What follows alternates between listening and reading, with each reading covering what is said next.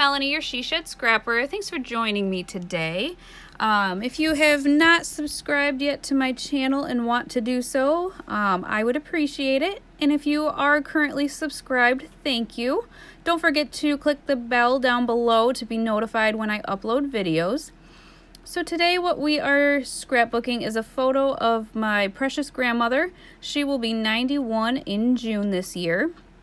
So I just wanted to do a nice layout of her. I am utilizing the paper from the paper pad Peachy Evergreen by Recollections. I got that from Michael's probably some time ago at this point. But both these papers here, that mustard yellow stripes and this floral that I'm cutting right here, are both from that paper pad. So I'm just using the papers to back the photo. I wanted kind of a distressed look, so that's why I kind of ripped the edges of the mustard color. And then you saw me cut the middle out of the floral, and that's because I wanted to utilize as much as of the paper as possible, because it is the last one that I have. And I thought it matched her blouse quite well, the black and the white. So there I am matting or backing the photo. And I did kind of place it towards the top of that mustard yellow because I want to do a embellishment at the bottom there. So in this video I do utilize some mixed media. So here I am using the Distressed Oxides in the color Fossilized Amber, which is the yellow, the Bundled Sage, which is the green, and then the Tattered Rose, the light pink that you see right here. So what I did was I just swiped the Distress Oxide on that piece of plastic there and then added some water, which gives it kind of like a watercolor consistency, I guess you could say. And then I'm just dabbing it onto the paper, which has already been gessoed, if that is a word. So it does have gesso on the white paper there already. And here you see me using the heat tool. It is actually my first time I've been able to utilize that. I only got that a couple weeks ago. It's always nice to use new products, whether it be new paper or new tools. So just trying to dry that off so the colors don't mix. So here you see me using the Bundled Sage color, using the same technique. That one showed up a little bit better. And you will see me using a paper towel. Well, nope, not yet. The heat tool, sorry. To just kind of dry it off. There's the paper towel. So just rolling it to kind of get the excess off there, because that one was quite wet. And then here is the Fossilized Amber. And I didn't want that one to be too overpowering, so I kind of just left that in little dabs, I guess you could say. So again, I'm going to dry that off again with a paper towel. And then when I did the the Tattered Rose, sorry, the first round, it didn't leave as much color as I was really hoping. I wanted the pink to kind of be the main color that you saw. So I just did another round of that. And just making sure, you know, the mixed media is kind of where I wanted it. So that floral paper that I cut out earlier, as you can see on the left hand side there, is a pretty good border. So what I'm doing here is I'm cutting off, I think, 1 inch on each of two sides, because I'm gonna back the layout, I guess you could say, or mat it with that floral, just like that. And I had only done 2 sides, and I think I decided that, you know, I wanted it a little bit smaller or more of a square. So I did cut off another 1/2 inch on one of the opposite sides.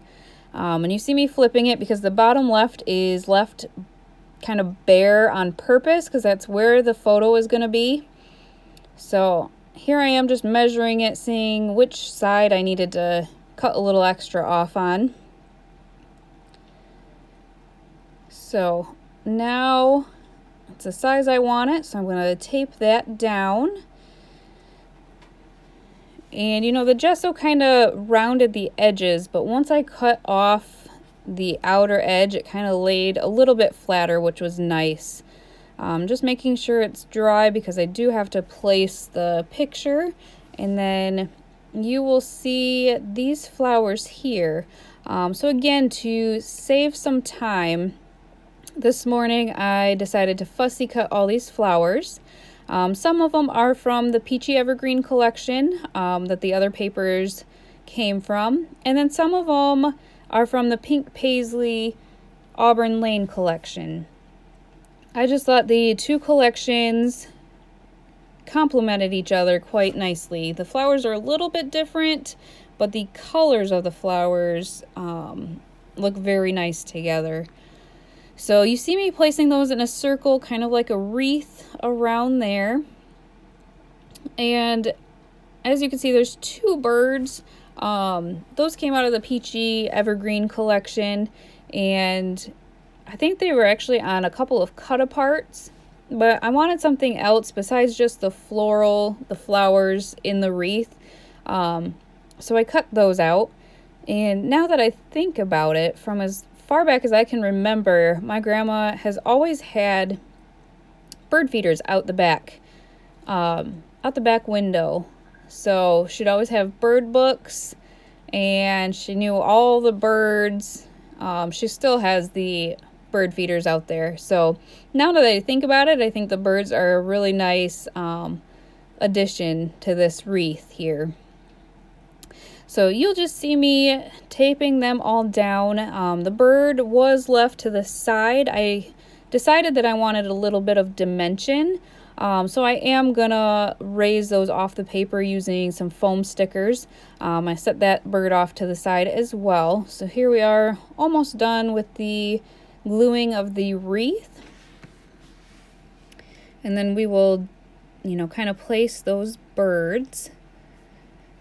So again, thanks for joining me today. I actually I laid in bed last night wondering what I was gonna scrapbook.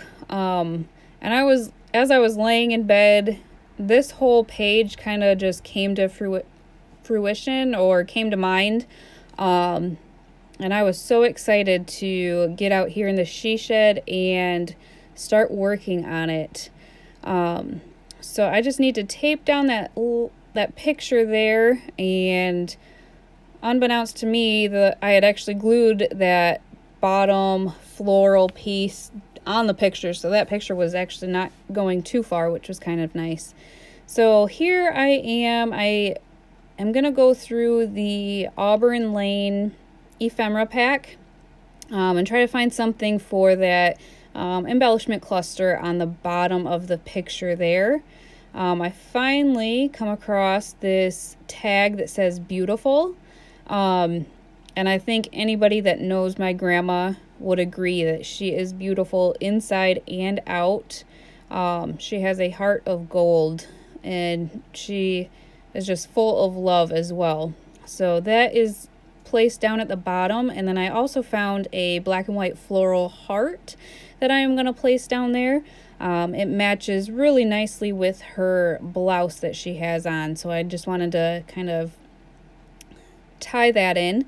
And I just overlay a pink heart over top as well. And I think that finalizes that cluster there. And then I think I'm gonna,